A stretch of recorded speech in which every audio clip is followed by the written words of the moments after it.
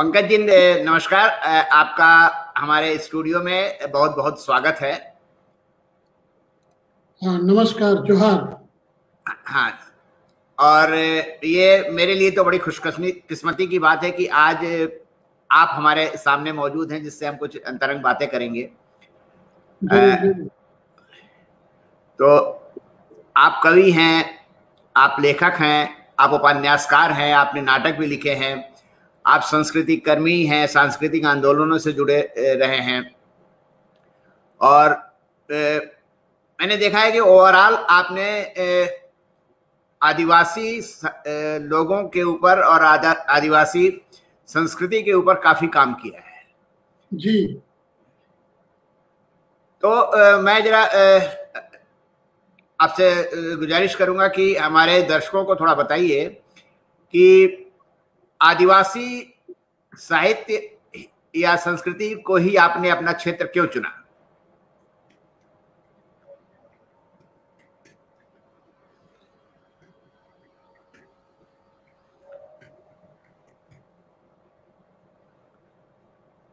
एक बार फिर से आप अपना सवाल दोहराइए।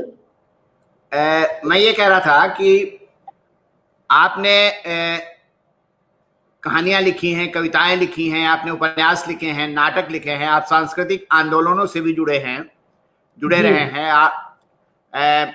मैं देख रहा था कि आप जनसंस्कृति मंच से भी जुड़े, और आपने अपना एक नाट्य दल भी बनाया हुआ था उसके लिए। लेकिन आपके पूरे लेखन में, पूरे कृतित्व में ये देख रहा था कि आदिवासी संस्कृति, आदिवासी जीवन, आदिवासी लोगों को ही केंद्र में आपने ज्यादा रखा है जी। तो इसके पीछे क्या कारण है, ये जरा मैं जानना चाहूंगा। दर्शकों को भी हमारे उम्मीद यही है।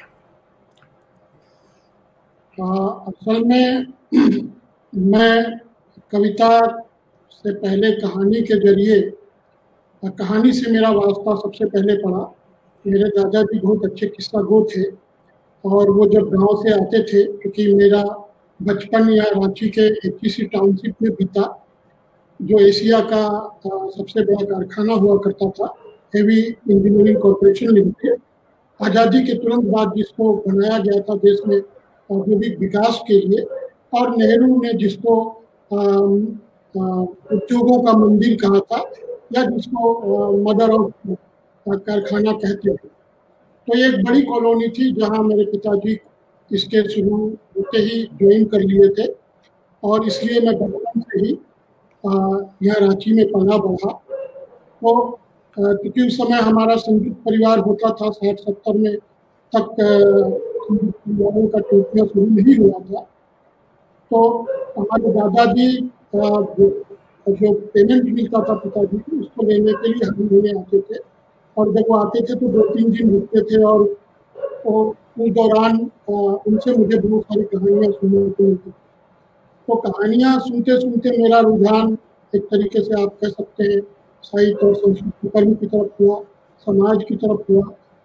समाज के बारे में जानने सोचने की एक नई दृष्टि मिली।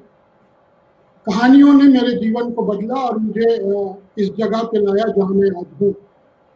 तो कहानियाँ करते करते कुछ चिटबंदी भी करने लगा, कुछ कहानियाँ लिखने लगा। बहुत कच्ची उम्र में 2-4 उपन्यास भी लिख डाले। लेकिन बाद में मैंने अपने लिए चुना जो पेशा, प्रोफेशन, वो था थिएटर। रंगमंच मैंने चुना अपने लिए, क्योंकि मुझे लगा कि रंगमंच वो एक ऐसी जगह है जहाँ आप बहुत सारी चीज़ों को कह सकते हैं, और सीधे सीधे कह सकते हैं, और दूसरों के साथ आपका बिल्कुल एक जीवंत रिश्ता होता है। आपको तुरंत पता चलता है कि आप जो कह रहे हैं, जो परफॉर्म कर रहे हैं, वो कितना सही है, कितना गलत है, उसको लेकर लोगों के बीच क्या प्रतिक्रिया हो रही है। तो ये एक सृजनकर्मी के बतौर मैंने रंगमंच को चुना, और रंगमंच के जरिए ही मैंने पॉलिटिक्स करने के लिए तय किया। मेरा बचपन जाहिर पहला तौर पर उन लोगों के साथ घिरा हुआ था जो लोग परंपरावादी परिवारों से थे। पूरा माहौल का था, क्योंकि मेरे पिताजी उस पीढ़ी के नौजवान थे जो पहली बार आज़ादी के तुरंत बाद जो पहली पीढ़ी के थे जो लोग गांव छोड़कर शहरों में गए थे आजीविका तलाश में या आजीविका करने। तो इसलिए जो कारखाने का जो नगरीय माहौल था, किसी टाउनशिप का जो माहौल था वो लगभग गांव जैसा ही था। हर अगल बगल के जो क्वार्टर्स थे, जो लोग थे, चाचा चाची थे और दूसरे सारे लोगों के साथ उसी तरह का रिश्ता था। तो बहुत सारी चीजें उस समय, क्योंकि हम लोग बिल्कुल एक नए वातावरण में थे जहाँ जो मैनेजमेंट था उसके जिम्मे था हम लोगों की पढ़ाई लिखाई, हम लोगों की स्वास्थ्य सुविधाएं। और क्योंकि हम सब लोग एक ही मोहल्ले में कई तरह के जात के लोग, विभिन्न धर्मों के लोग, विभिन्न राज्यों के लोग साथ रहते थे, तो वो एक बिल्कुल एक दूसरे किस्म का कल्चर था जिसके बीच हम लोग उन तमाम यथार्थों से दूर रहे जो भारतीय समाज की सबसे कड़वी सच्चाई थी और आज भी है। तो जब मैं कहानियों के जरिए, साहित्य के जरिए मैं समाज के उस स्थिति को मैंने समझा तो मुझे लगा कि इसके लिए कुछ करना चाहिए। लेकिन जो मैं कह रहा था कि मेरा जो पूरा परिवेश था वही परंपरावादी था और मेरे सारे यार दोस्त जो लोग थे उस जमाने में उसी तरह के राष्ट्रीय पार्टियों से जुड़े हुए लोग थे। तो स्कूली जीवन में ही मैंने, जब मैं 7वीं 8वीं में पढ़ता था, तो अपने टाउनशिप लेवल पर मैंने नौजवानों का एक संगठन बनाया था जो आप कह सकते हैं जो पूरी तरीके से एक टेररिस्टिक ऑर्गेनाइजेशन था, जिसका उद्देश्य था कि भाई हम लोग पढ़ाई लिखाई करें, अच्छी नौकरी पाएं और एक अच्छा जीवन गुजारें। तो उसके लिए था और उसका नाम था यूथ एक्टिविटीज एसोसिएशन, जिसके जरिए हम लोग टाउनशिप में कुछ काम किया करते थे, जैसे नालियाँ साफ करना, रोड साफ करना, वृक्षारोपण करना, ब्लड डोनेशन करना, इस तरह की चीज़ें करते थे। लेकिन जब मेरा साहित्य से वास्ता हुआ और जब मैंने उस साहित्य को पढ़ना शुरू किया जिसमें समाज की सच्चाइयाँ थी, तो मुझे लगा मैं ये क्या कर रहा हूँ। और 12 करते करते मैं साइंस का स्टूडेंट था। बहुत अच्छा स्टूडेंट नहीं रहा, मैं बहुत औसत किस्म का स्टूडेंट रहा।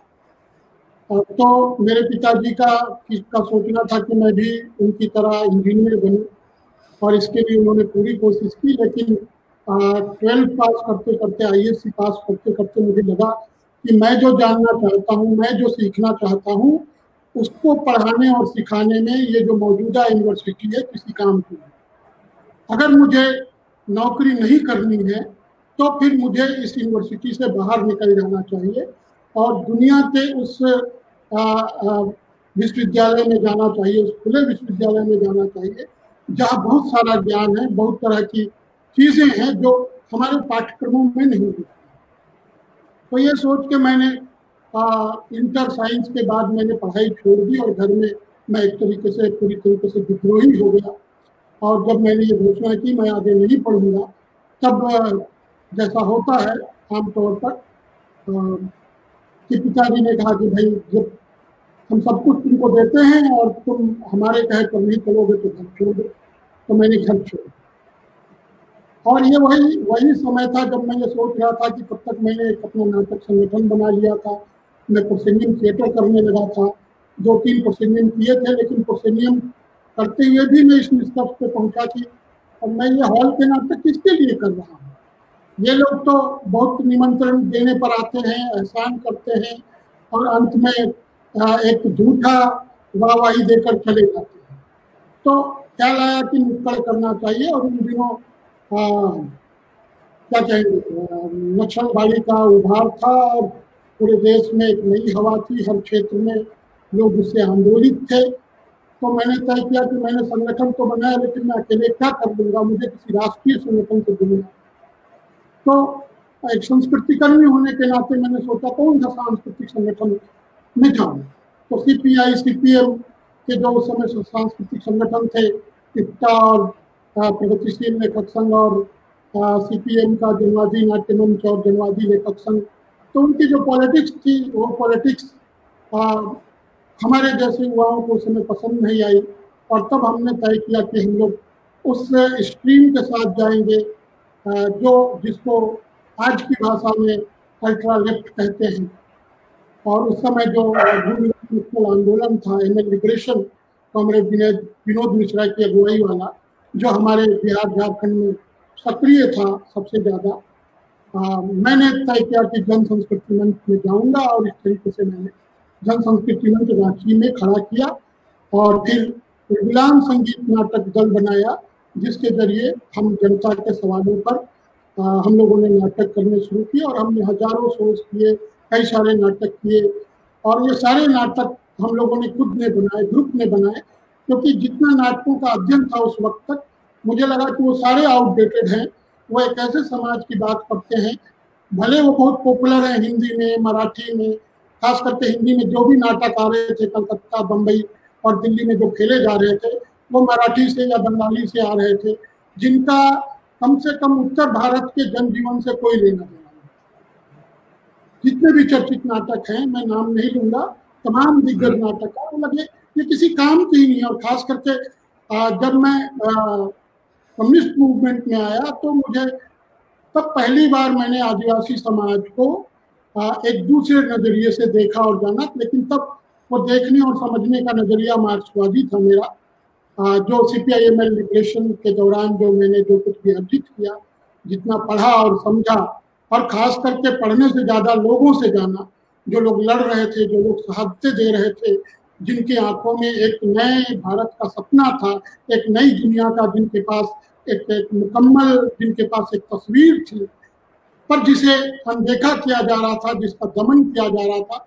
हम लोगों ने कोशिश की विज्ञान संगीत नाटक दल के माध्यम से और जन संस्कृति मंच के माध्यम से उस समय कि उस तस्वीर को सामने रखा जाए, उस तस्वीर को से ज्यादा पॉपुलर किया जाए। तो इस तरीके से आप कह सकते हैं कि मैं पहली बार जब नुक्कड़ नाटक टीम बनाई मैंने विज्ञान संगीत नाटक दल, और तब मैं पहली बार गाँव में गया और मेरा सीधा, हालांकि उसके पहले मैं बहुत गया आदिवासी गाँव में, लेकिन आदिवासियों को मैं वैसे ही देखता है जैसे गैर आदिवासी लोग आदिवासी को समझते हैं। तो ये है मेरा आदिवासियों के करीब जाने का बैकग्राउंड। तो सांस्कृतिक आंदोलन के दौरान आप जब आदिवासियों के गांव में गए, आदिवासियों से आप जुड़े, आदिवासियों की जिंदगी को आपने ठीक से देखा, समझा, उसके बाद आपने आपकी रचनाओं में, आपकी कहानियों, कविताओं में भी फर्क आया काफी? बिल्कुल, निश्चित तौर पे मैं वही कहानियां कह सकता था जो मेरे आसपास थी।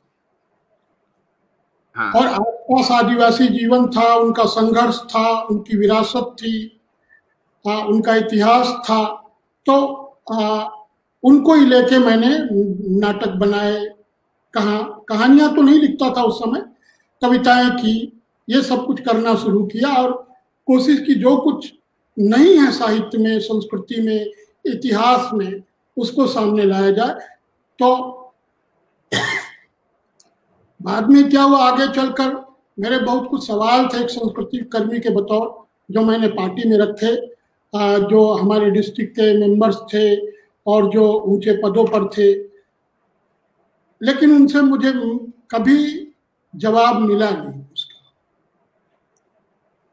जवाब मिला नहीं। जैसे हम पार्टी के अंदर एक प्रोफेशनल टीम होना चाहते थे, और प्रोफेशनल टीम होने के लिए आपको पार्टी का सिर्फ भोंपू बनकर रहना नहीं होता है, आपका कमिटमेंट जनता के प्रति होता है और उस आइडियोलॉजी के प्रति होता है, उस कोर आइडियोलॉजी के प्रति होता है जो बदलाव के लिए आपको और लोगों को प्रेरित करती है। लेकिन मैंने बहुत सारी चीजें वहां देखी जो बिल्कुल वैसी ही थी जो दूसरी जगहों पर थी।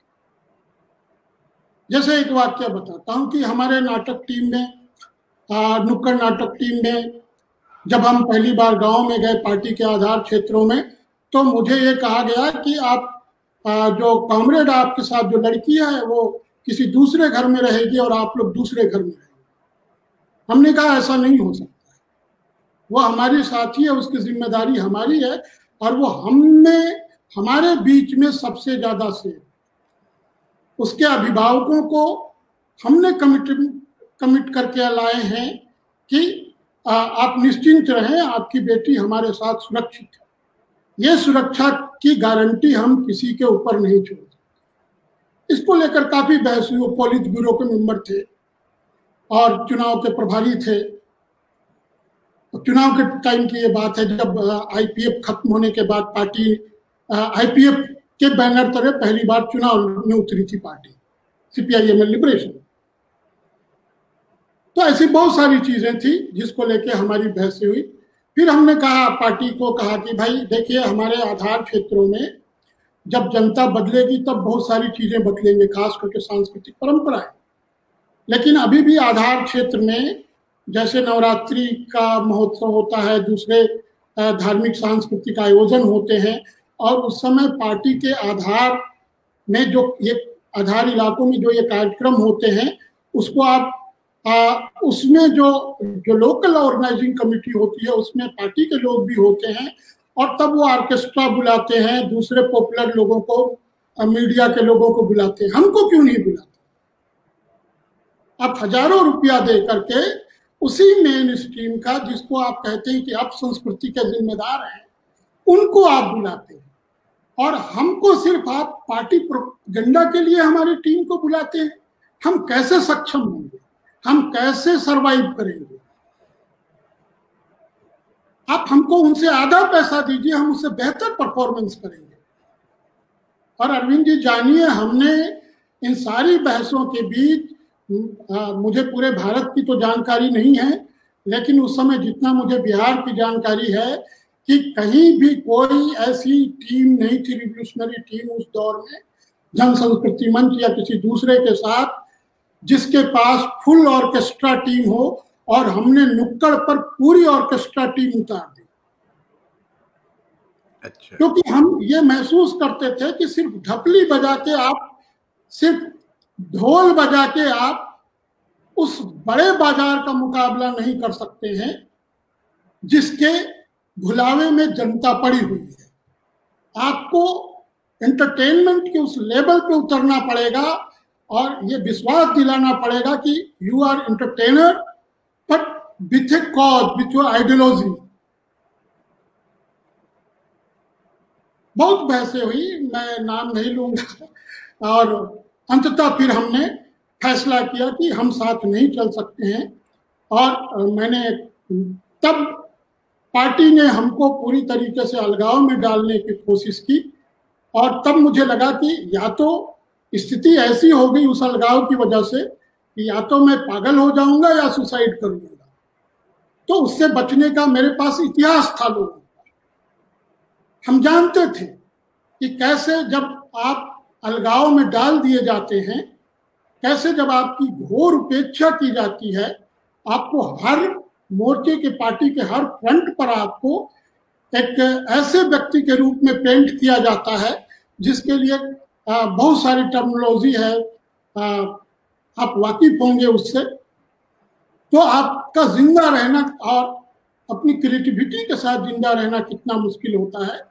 तब उस समय मैंने ये स्ट्रेटजी ली कि अपने को फैला दो, और तब हमने अपने उस जन संस्कृति मंच के लिमिटेशन को तोड़ा, पार्टी के लिमिटेशन को तोड़ा, और हम खास करके यहाँ झारखंड आंदोलन में सक्रिय जो झारखंडी पार्टियां थी, झारखंडी संगठन थे, सोशल ऑर्गेनाइजेशन, पॉलिटिकल ऑर्गेनाइजेशन, हमने उनके बीच अपने को पैवस्त कर दिया। हम अपनी टीम को लेकर पूरी तरीके से उनके बीच में चल गए।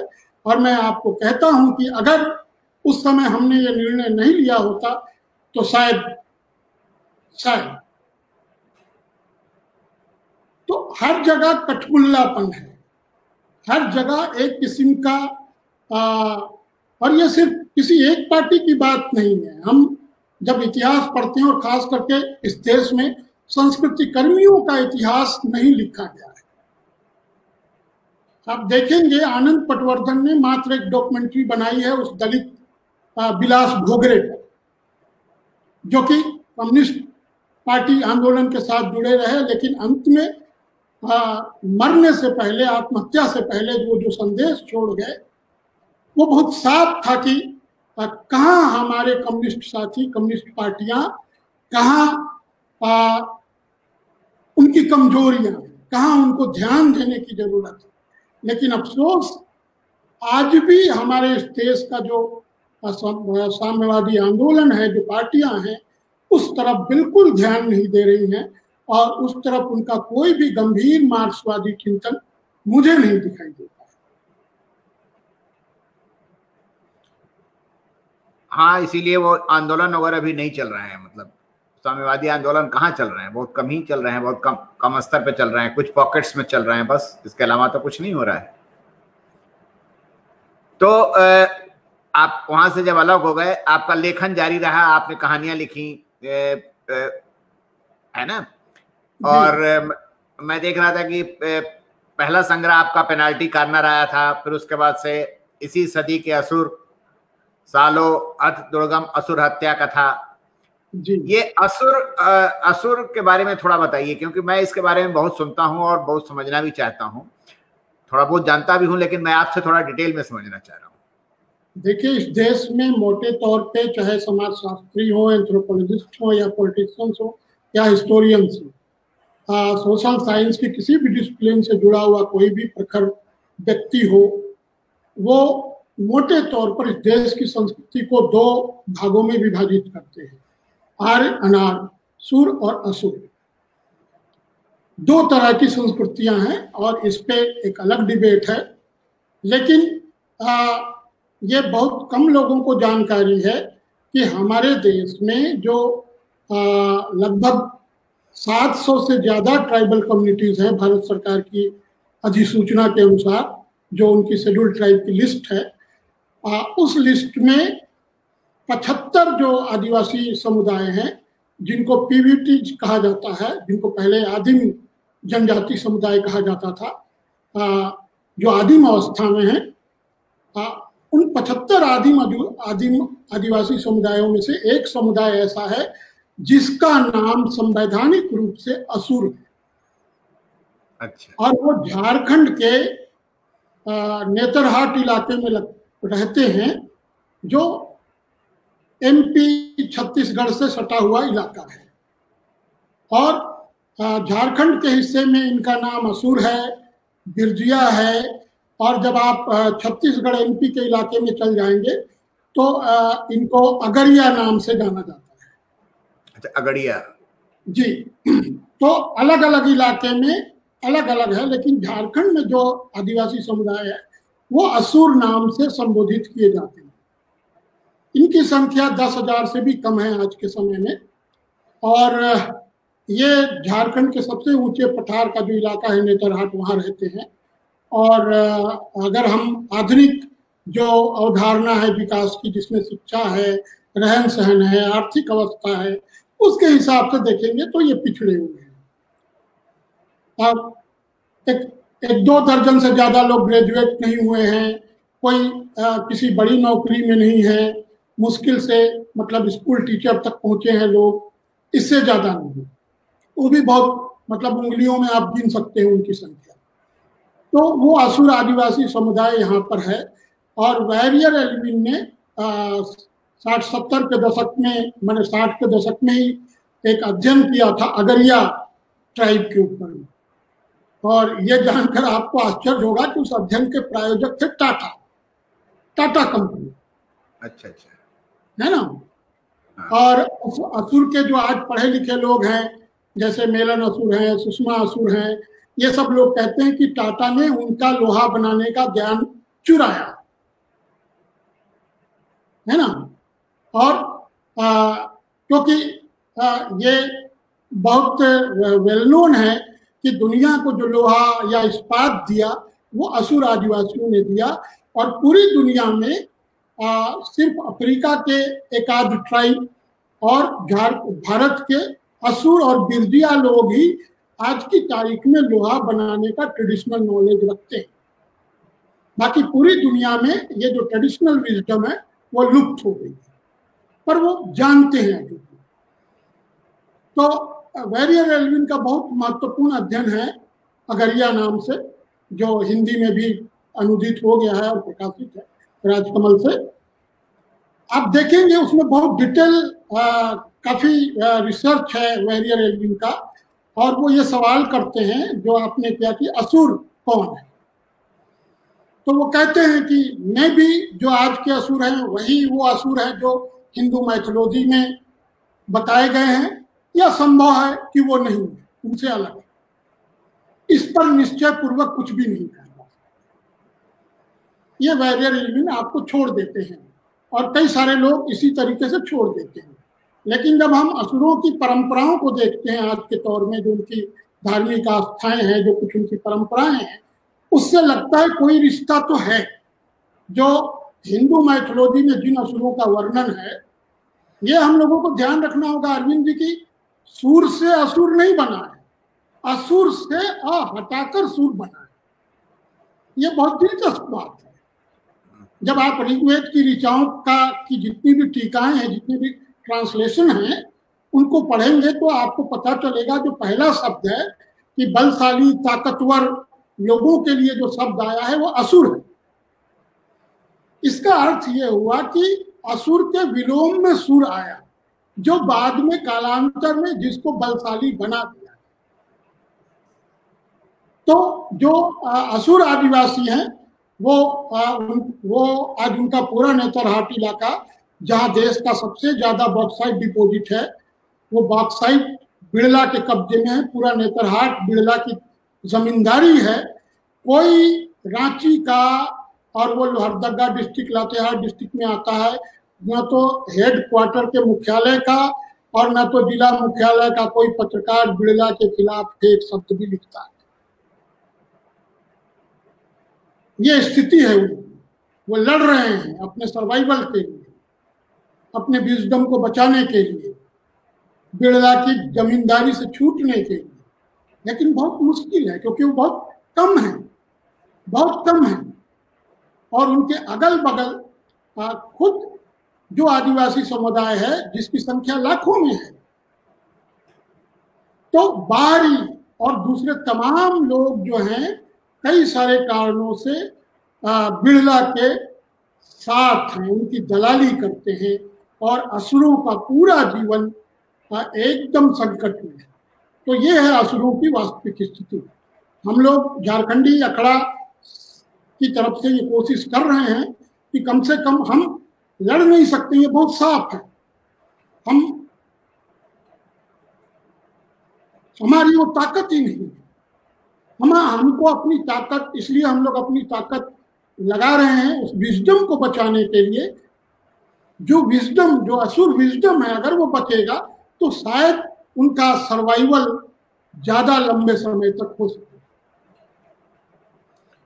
अच्छा, मैंने पढ़ा है कि जो आदिवासी समाज है और पहले से लेकर और आज भी अधिकांश तौर पर उनके यहाँ समानता है, कोई जाति प्रथा नहीं है, जातिवाद नहीं है, कोई उनके यहाँ धार्मिक अंधविश्वास नहीं है, कट्टरता नहीं है। ऐसा क्या, मतलब वाकई सही है ऐसा? बिल्कुल सही है। ये निश्चित तौर पे आप मार्क्स अपनी बात ही इसी से शुरू करते हैं कि जो दुनिया के आदिवासी समुदाय हैं वो आदिम साम्यवादी है ना। तो पूरा मार्क्सवादी आंदोलन दो शब्दों के बीच में आदिवासियों की अवहेलना करता है, इस बात के कि कार्ल मार्क्स बहुत पहले कह गए कि आदिवासी लोग सबसे पहले साम्यवादी हैं और उनके बीच वो साम्यवादी ढांचा आज भी मौजूद है और व्यवहार में है। फर्क क्या है? क्योंकि उन्होंने सिर्फ उसके पहले एक लगा दिया आदिम, प्रिमिटिव, और फिर बाद में जो पूरी अवधारणा ले जाते हैं वो विकसित साम्यवाद कहकर ले जाते हैं। तो अगर आप विकसित और आदिम, जिसको लेके दुनिया में खास करके 20वीं शताब्दी में बहुत बहसें हैं, है ना, हर फिलोसॉफिकल थॉट में इसको लेके बहस है और अंततः सभी लोगों ने इस विकासात्मक अवधारणा को नकार दिया है। तो अगर आप इसको देखेंगे तो जाहिर है कि मार्क्स के समय में भी और आज के समय में भी एक समाज हमारे बीच मौजूद है जो गणतांत्रिक है, जिसकी सारी परंपराएं साम्यवादी हैं और इसीलिए उनके यहाँ छोटा बड़ा, ऊंच नीच, लिंग भेद, किसी तरह का भेदभाव नहीं है। निश्चित तौर पर कॉलोनियल पीरियड के बाद हुए पेनिट्रेशन के कारण, कल्चरल पेनिट्रेशन, इकोनॉमिकल पेनिट्रेशन और पॉलिटिकल पेनिट्रेशन के बाद और खास करके आजादी के बाद जो पूरे देश का हिंदुआइजेशन किया गया कांग्रेस के नेतृत्व में, जिसको अब क्योंकि उनसे गोतिया जो आपस में गोतिया थे कांग्रेस और आरएसएस बीजेपी के लोग, उनका झगड़ा हो गया, तो अब उस मुद्दे को लेकर सिर्फ आरएसएस और बीजेपी आगे चल रही। तो वो जो पूरा हिंदुआइजेशन हुआ, पूरा आपका शिक्षा, पूरा पाठ्यक्रम, पूरा लिटरेचर, पूरा सिनेमा, पूरा आर्ट, मीडिया, सब कुछ जिसका जो हिंदुआइजेशन हुआ, उसके कारण से जो बाद की पीढ़ी है उसमें इन चीजों का आपको क्षरण दिखाई देगा। और उसी के आधार पे लोग ये कहते हैं कि आदिवासियों में समानता है, लिंग भेद नहीं है, लैंगिक समानता है, और दूसरी समानता है ये एक रोमांटिसिज्म। ये अवधारणा सिर्फ आदिवासियों के उस गणतांत्रिक व्यवस्था को जो आज भी प्रचलन में है उसको नकारने के लिए लोग देते हैं, ताकि वो अपना जो फिलोसफिकल सुप्रीमेसी है वो बरकरार रख सकें, जिसका कि पिछले 3000 सालों में कई बार जो चकनाचूर हुआ है, ध्वस्त हुआ है, बुद्ध टू मार्क्स। पूरे 3000 साल का जो सिविलाइजेशन का जो इतिहास है हमारे सामने, रिवोल्यूशनरी बुद्ध से लेकर रिवोल्यूशनरी मार्क्स तक, इस दौरान आप देखेंगे कि दुनिया में वो सारी अवधारणाएं ढहती रही हैं जिसको क्रांतिकारी कहा जाता रहा, जिसके लिए आंदोलन हुए, जिसके लिए करोड़ों लोगों ने कुर्बानियां दी और आज भी दे रहे। ये क्योंकि मैंने साहित्य भी पढ़ा है, इतिहास मतलब भी थोड़ा जानता हूँ कुछ, जैसे रजवाड़ों के जमाने से लेकर के और अंग्रेजों के जमाने तक, और शायद अभी भी आदिवासी लोग लड़ते रहे हैं, और वो बाहर के लोगों को दिकू कह के लड़ते हैं। ऐसा वो उनको विदेशी मानते हैं, चाहे वो हमारे यहाँ के ही मतलब आर्य ही गए हों, चाहे वो मुगल रहे हों, चाहे रजवाड़े रहे हों, चाहे वो अंग्रेज रहे हों, और कभी उनको स्वीकार नहीं कर पा रहे हैं। देखिए, एक बात बहुत साफ है, जब आप कॉलोनियल एडमिनिस्ट्रेटिव सिस्टम को देखेंगे, उसकी हिस्ट्री को देखेंगे, तो भारत में 3 तरह के कॉलोनियल पीरियड में कानूनी और प्रशासनिक व्यवस्थाएं थी। एक थी जिसको उन्होंने प्रिंसले स्टेट कहा, उसके लिए बिल्कुल अलग लीगल नॉर्म्स थे और अलग एडमिनिस्ट्रेटिव सिस्टम था उसके लिए। दूसरा था जो ब्रिटिश आधारित जो इलाके थे, जैसे अजमेर, वो टोटली ब्रिटिश के नियंत्रण में था, वो प्रिंसले स्टेट नहीं था, उसके लिए अलग कानून था। और तीसरा था आदिवासी इलाका, जिसके लिए बिल्कुल अलग कानून था। ये हमको इस हिस्टोरिकल पोजीशन को ध्यान रखना होगा। दूसरा जो टर्मिनोलॉजी एडमिनिस्ट्रेटिव, जो लीगल टर्मिनोलॉजी है, वो आपको समझना पड़ेगा आदिवासियों के हिस्टोरिकल स्टेटस और प्रेजेंस को समझने के।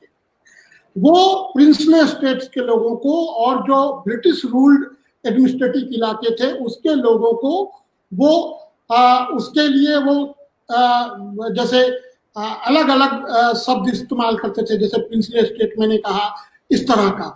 लेकिन आदिवासियों को के इलाके को वो कंट्री कहते थे। याद रखिए, कंट्री, वो कंट्री रजवाड़ों के इलाके को नहीं कहते थे, है ना। तो ये जो उनकी स्थिति है कि हमारे जो तमाम प्रगतिशील और प्राच्यवादी, प्रगतिशील और राष्ट्रवादी जो हिस्टोरियंस है, उन्होंने क्या किया? उन्होंने ये किया, पहले तो पूरा ट्राइबल जो युद्ध है, जो आदिवासी युद्ध है विदेशी शक्तियों के खिलाफ, उसको कहा कि ये विद्रोह है, रिवोल्ट है। आप इस शब्दावली पर ध्यान दीजिएगा, है ना। कहा कि विद्रोह है। विद्रोह अरविंद जी मातहत करते हैं, सबऑर्डिनेट करते हैं, जो गुलाम होते हैं वो करते हैं।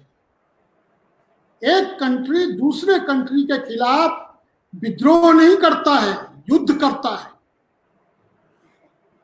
तो इस स्थिति को बहुत ही सफाई के साथ उसको अवमानित किया गया तमाम लेखन में, इतिहास में, संस्कृति में, साहित्य में और हर कल्चरल एक्सप्रेशन में आदिवासियों के युद्ध को विद्रोह कहा गया। तो पहली बात तो आप ये जानें कि आदिवासियों की स्थिति ब्रिटिशर्स ने एक कंट्री के बतौर स्वीकार की थी और उनके यहाँ दूसरा कानून था। कई ऐसे इलाके हैं जैसे डांग का इलाका, डांग के इलाके में जो ब्रिटिश एडमिनिस्ट्रेटर थे वो फसल होने पर टैक्स देते थे आदिवासी चीफ को, और वो परंपरा आज भी भारत सरकार में भी कायम है ना। तो कई जगहों पे जो बिल्कुल स्थिति थी, और निश्चित तौर पे जो बाहर से आएगा वो बाहरी कहलाएगा। झारखंड में उसको लोग दीकू कहते हैं, और अलग अलग ट्राइबल इलाके में आदिवासी भाषाओं में इसके लिए, आउटसाइडर्स के लिए अलग अलग शब्द है जिसका सीधा अर्थ होता है बाहरी लोग।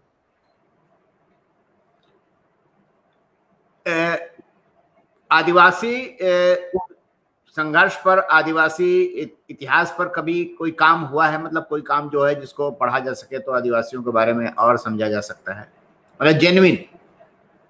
देखिए, अभी पिछले खास करके 2 दशकों के दौरान आदिवासियों के भारत की राजनीतिक, सांस्कृतिक, अकादमिक, साहित्यिक जगत ने उस पर ध्यान देना शुरू किया है। हालांकि वो ध्यान अभी भी उतना नहीं है जितना हो, तो इसलिए पिछले 2 दशकों में एक बाढ़ सी आई है। मतलब वो न्यूनतम है संख्या, लेकिन फिर भी वो एक बाढ़ की तरह है, जिसमें ज्यादातर गैर आदिवासी अब ये दिखाने की कोशिश कर रहे हैं कि उससे बेहतर आदिवासी समाज को कोई नहीं समझता है। और ये जैसे प्रादेशिक भाषाओं से शुरू हुआ, जैसे बांग्ला में महाश्वेता देवी ने शुरू किया, जो आई, और पलामू में जहाँ संथाल आदिवासी नहीं है वहां के आदिवासियों को संथाल बोल के लिखना शुरू किया। तो वही परिपाटी दूसरे लोगों ने भी पकड़ ली, और जो भी हिंदी में आजकल साहित्य लिख रहे हैं आदिवासियों के ऊपर, वो आदिवासियों को जानते ही नहीं है। उनके लिए मुंडा कौन है, संथाल कौन है, हो कौन है, खड़िया कौन है। जो अकेले झारखंड में 32 आदिवासी ट्राइबल ग्रुप हैं, कम्युनिटीज हैं, जिनको वो जानते नहीं, भाषा ही नहीं जानते, तो आप लिखिएगा। तो जो सुना के, जो ट्रांसलेशन से लिख रहे हैं, वो कूड़ा करकट है। और नहीं कई लोग जैसे वीर भारत तलवार जैसे लोग भी, जिन्होंने ईमानदारी से कुछ अध्ययन करने का प्रयत्न किया, ऐसे कुछ लोग हैं, उन्होंने महाश्वेता देवी जैसे तमाम लोगों को खारिज किया है कि इतना गलत लिखा है, लेकिन वो स्टार है। और उसी की राह पे पूरा भारत का हिंदी और प्रादेशिक भाषाओं का साहित्यकार चल पड़ा है। एक उदाहरण मैं नाम नहीं लूंगा, एक बिहार के उपन्यासकार हैं जो काफी चर्चित रहे हैं, और उन्होंने हूल पर, संथाल हूल पर एक नॉवेल लिखा है, बड़ा घिचिर पिचिर है। उसमें आप देखिएगा कि 1855 में संथाल युद्ध हुआ था। उसमें जो उसका नायक है सिदो, जो चीफ लीडर है, वो गालियां दे रहा है माँ बहन की, जबकि आदिवासी समाज में गालियां ही नहीं है, उसके लिए कोई शब्द ही नहीं है। मतलब स्त्री पुरुष और श्रम की अवमानना करने वाला, इवन जीव जंतु की अवमानना करने वाला एक भी ओरिजिनल वर्ड आपको भारत के या दुनिया के किसी भी ट्राइबल सोसाइटी के शब्दकोश में नहीं मिलेगा। मतलब ये गालियां जो हैं वो सभ्य समाज की पैदावार है, निश्चित तौर पर विकसित, मतलब जिनको अपने को विकसित कहते हैं लोग, उनकी पैदावार है। बिल्कुल, और वो भी सब स्त्रियों को लगाकर है। हम आप लड़ेंगे तो हम, है ना। हाँ। ये आप देखिए। अच्छा, एक बात और बताइए कि इधर आप आदिवासी साहित्य पर, आदिवासी जो साहित्य लिखा गया है उसको सामने लाने की बहुत कोशिश कर रहे हैं। विभिन्न भाषाओं में लिखी गई हैं, उनका ट्रांसलेशन हो रहा है, और आपने तो एक चैनल भी चला रखा है, ऑडियो और वीडियो भी। तो ये एक अच्छा काम है, और इसमें आगे और क्या करने की योजना है? देखिए, हमने जब वापस झारखंड बनने के बाद नए सिरे से, क्योंकि बीच में मैं 10 साल बाहर रहा था, तो जब मैं 2003 में वापस झारखंड लौटा तो हमने ये महसूस किया कि अब कई सारी चीजें हैं वो रिटेन में आने की जरूरत है, लिखित में लाने की जरूरत है। क्योंकि आदिवासी समाज मूल रूप से वाचिक रहा है, लेकिन ऐसा नहीं है कि जो आधुनिक सभ्यता या शिक्षा दीक्षा के संपर्क में सो कॉल्ड आधुनिक शिक्षा के, उन्होंने लिखना नहीं शुरू किया। तो जब हमने पढ़ना शुरू किया, चूंकि हिंदी साहित्य में मेरी पढ़ाई लिखाई हुई है, तो हिंदी में पढ़ाई लिखाई हुई, तो मैंने जब हिंदी साहित्य को देखना शुरू किया और जब खंगाला तो मैं बहुत निराश हुआ, कुछ भी नहीं है यहाँ। तो और फिर इसी दौर में लोगों ने कहना शुरू किया कि आदिवासी लोग तो है 90 के बाद से लिखना शुरू किया है।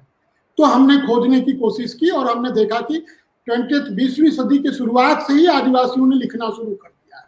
और जिसके लिए जैसे कि बन्ना टेटे जी के संपादन में 1930 की कवित्री का कविता संकलन आया है ना, और अभी हम दोनों मिलकर एक कहानी संकलन ला रहे हैं जिसका नाम हमने शीर्षक दिया हिंदी की आरंभिक आदिवासी कहानियां।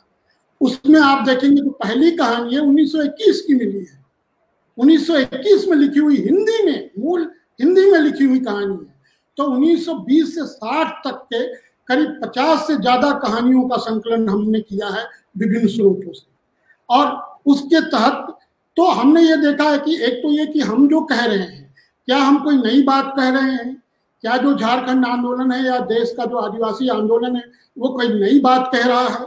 तो इसके लिए हमने हिस्ट्री की तरफ देखना शुरू किया और तब जाके सबसे पहले जो व्यक्ति हमको मिले वो जयपाल सिंह मुंडा, जो 50 के दशक में पुरजोर आवाज थे, 30 से लेके 50 तक 60 तक उनकी जो भूमिका है, मेरा अपना ये मानना है कि वो सबसे बड़ी भूमिका है इस देश में। एक ऐसा व्यक्ति जो चाहता था, जिसने साफ तौर पे संविधान सभा की बहसों में कहा था कि ये रिजर्वेशन क्यों, ये आरक्षण का खेल क्यों खेल रहे हो आप, ये शब्दों का खेल क्यों ला रहे हो।